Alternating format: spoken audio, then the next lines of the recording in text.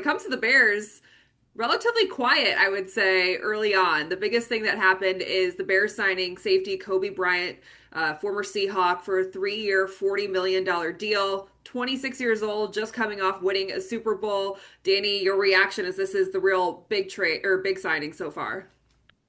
I mean, listen, it's a nice piece. He has some cornerback in his background, but then has moved to safety. He's pretty good ball skills for that player. I think conventional wisdom would say that this impacts Kevin Byard's ability to return. So I think most of the offseason, I think Bears observers, myself among them, have been talking about like, will Ryan Poles be able to keep Byard or Brisker? And we've been talking about like one is staying, one is going.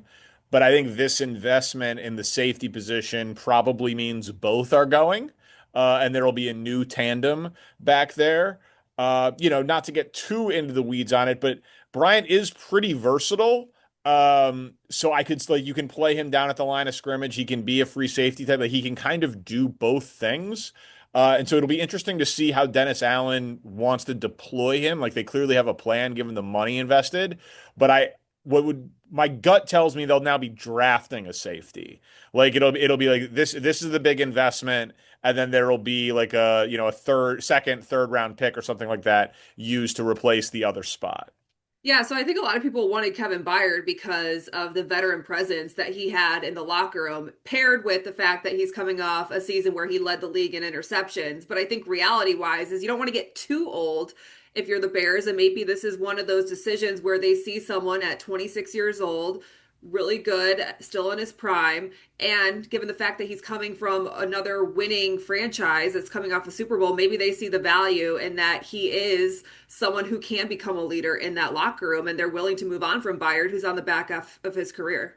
Yeah, I listen. I think we talked about this a couple of weeks ago with Nashawn Wright, right? Nashawn Wright, like it's do you are you buying high to replace that ball skills and those turnovers? Like Byard had a great year.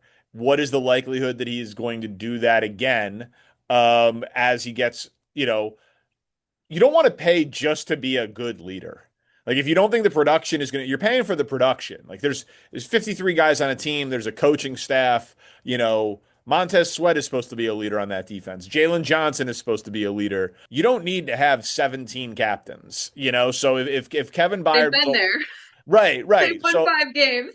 yeah, exactly. So like I'm sure Coby Bryant's a great guy, came from a Super Bowl organization, but like if they think he's better, that's what they're paying for. And they'll figure out the leadership piece of it later, I would think. Something about the Colts and the Bears. It's like every Yeah. free agency, there's some pipeline. Last year it was Dio Odengbo. This year it's Gallimore. In the past it was what Al-Qadi Muhammad. Like there's always these players coming from Indy to the Bears. We know that the Bears could address the defensive tackle position. 3.5 sacks last year on the interior, but mainly just a run stopper is what they're looking for in this guy. It seems.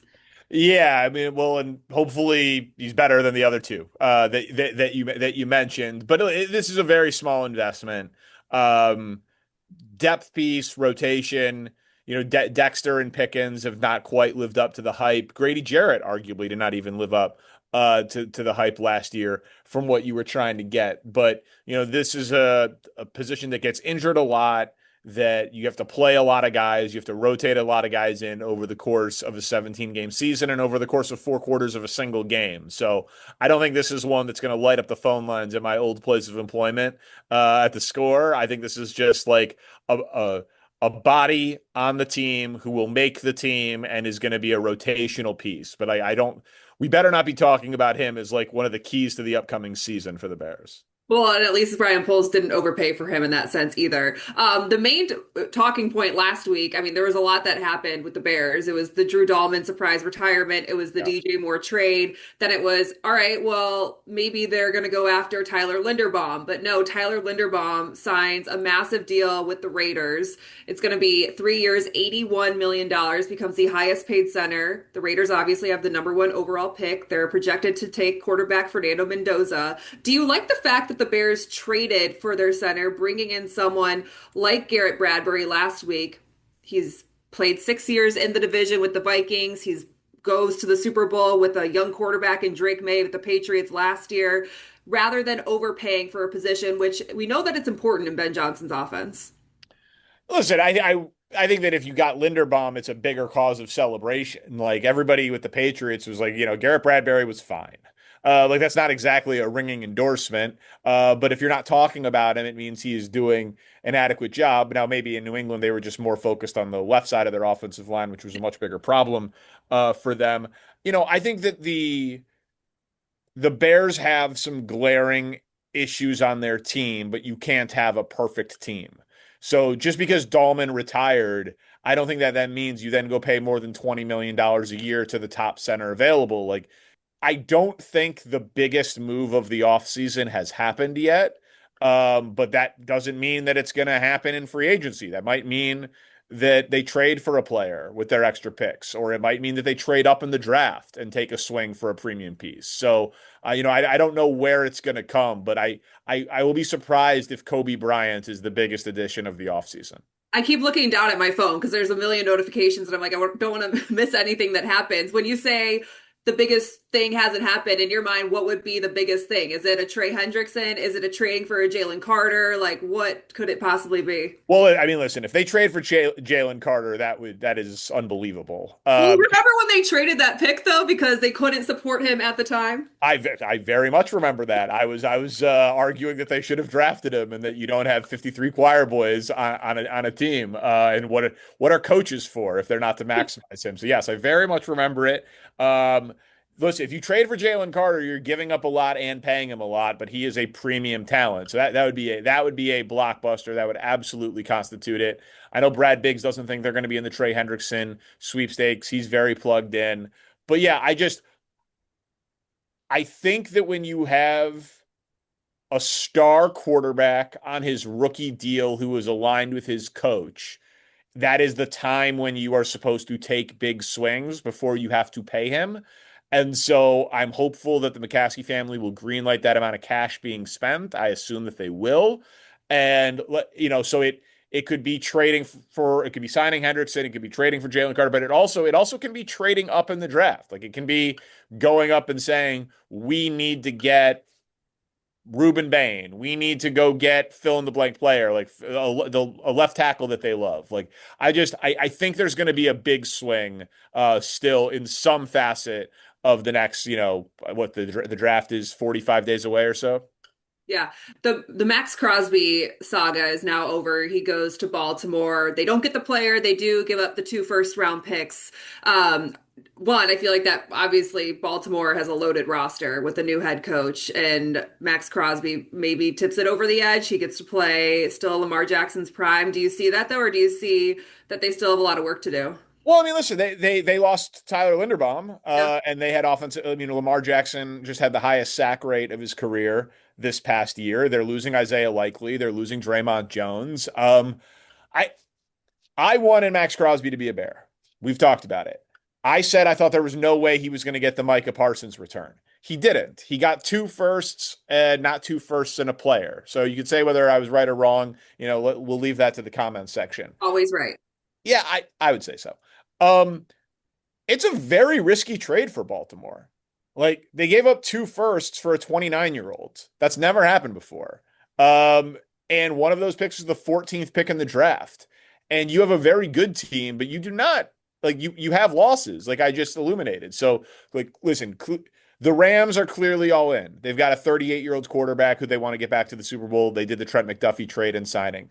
The Bills are clearly all in, need to get Josh Allen to a Super Bowl. And the Ravens are clearly all in to try to get Lamar Jackson to his first Super Bowl. The Bears do not need, like, I think they will be aggressive, but they do not need to be desperate because they are so well positioned for the next 10 years with Caleb Williams and Ben Johnson. So, I think that the teams that made those trades or were willing to make that trade for Crosby, I think the Ravens are desperate.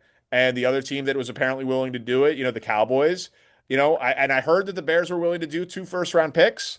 I got to be honest, it surprises me. But the 25th pick is way less valuable than the 14th pick. So I'm glad that Ryan Poles did not, throw in another second round pick or something to close that gap. So, that's a very high acquisition cost for Max Crosby. All right, you talked about the Bills being ready to contend. The Rams are obviously there. Are the Chiefs back in that conversation with, Kenneth Walker, Travis Kelce reportedly going to return for another season? Should they be primed to run it back with this crew? Look, I think the Kelsey piece was, assumed. I think any year you have Andy Reid and Patrick Mahomes in his prime, I'm going to assume that you're going to be in the AFC Championship game at a minimum because that's happened literally every year except for this past year. So I'm willing to say that last year was the exception rather than the rule. I do think Kenneth Walker makes a ton of sense for them. They were among the worst teams of explosive run rate last year. Like Kenneth Walker had more rushes of 10 or more yards by himself than the entire Chiefs team did. And Kenneth Walker only got 13 carries per game on average over the course of the year because of the timeshare that he was in Seattle. So I do think Kenneth Walker is going to be a massive addition for the Chiefs. It'll be the best run game that Patrick Mahomes has had since the first stint of Kareem Hunt there in KC. So yeah, I do think that it's a good spot for him. He's not the best pass catcher in the world, which you need in an Andy Reid system, but again, nobody's perfect.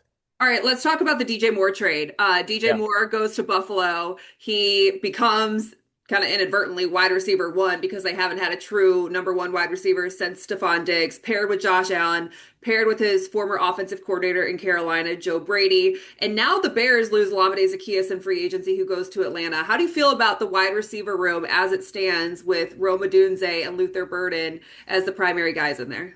Yeah, I think they need to sign a veteran. I think they need to sign a veteran because Burden is incredibly talented, and all reports were positive last year. But there were questions about his ability to have 100% focus 100% of the time coming out of Mizzou. And Rome is really young. He's a little young to be the leader of a position group room at this point, even though a lot of his peripherals are very impressive in that front. So, I don't know who it's going to be. Like they're definitely not going to spend as much as it would cost for Mike Evans. I don't think Tyreek Hill fits that mold. Could I see them being in the Juwan Jennings sweepstakes if that got a little cheaper? Yes, but it might be even a lower profile guy than that. A Keenan Allen reunion. I could see I think they need a veteran in the room, but Loveland, Burden, Odunze is a totally reasonable top big three, a very exciting big three for the Bears. They still need a veteran wide receiver, I would say, just to keep everybody on the straight and narrow. Would you be down for a reunion with Darnell Mooney? Yes, I love Darnell Mooney. I've been yeah, I once said that Darnell Mooney was going to break Johnny Morris's record as the all-time leading Bears receiver. Well, Uh, we've all said that about one like Bears receiver. That's yeah, yeah, clearly no, but that's like no longer here. Darnell Mooney's that's a fun He was great. beloved in that building and a great locker room guy. Yeah, exactly. Great locker room guy, has experience, a deep threat, uh, good scramble drill guy, which would be fun with Caleb. Yeah, I would absolutely celebrate a Darnell Mooney reunion, no question. What'd you think about the Bears getting a second round pick in return for DJ? I think like most people, I was pretty happy with the return. Like you got to be careful though with that analysis. Like the second round pick is great, but the Bears do not get better losing DJ Moore. No. Like DJ Moore, like if we can't say like he's going to be the number one for Josh Allen in a team that's going to be one of the favorites to go to the Super Bowl, but the Bears didn't need him. Like it was just a question of do the Bears need to allocate those resources to a different place? And I think the answer to that clearly is yes. So, you got to hit on the pick. The other guys have to continue to develop. But, to get a top 60 pick for a guy who you didn't really want to pay is a pretty great deal. All right, before we let you go, if you had to guess, where does Hendrickson end up? Man, that's tough. I mean, so Dallas traded for Rashawn Gary, but I Right. don't know if that's enough. So um I think Dallas will still be in, but Tampa, Mm. Tampa makes a lot of sense to me. They need to spend money on defense. They've got a ready-made offense. He's from the area. There's a connection with I think their defensive line coach, if I remember correctly. So if you said there's 10 grand in the table, you get to pick it up if you're right. I'll say Trey Hendrickson is a Tampa Bay Buccaneer next season. All right, we'll see if it comes true. Danny Parkins, we appreciate your time. All right, thanks, Cassie.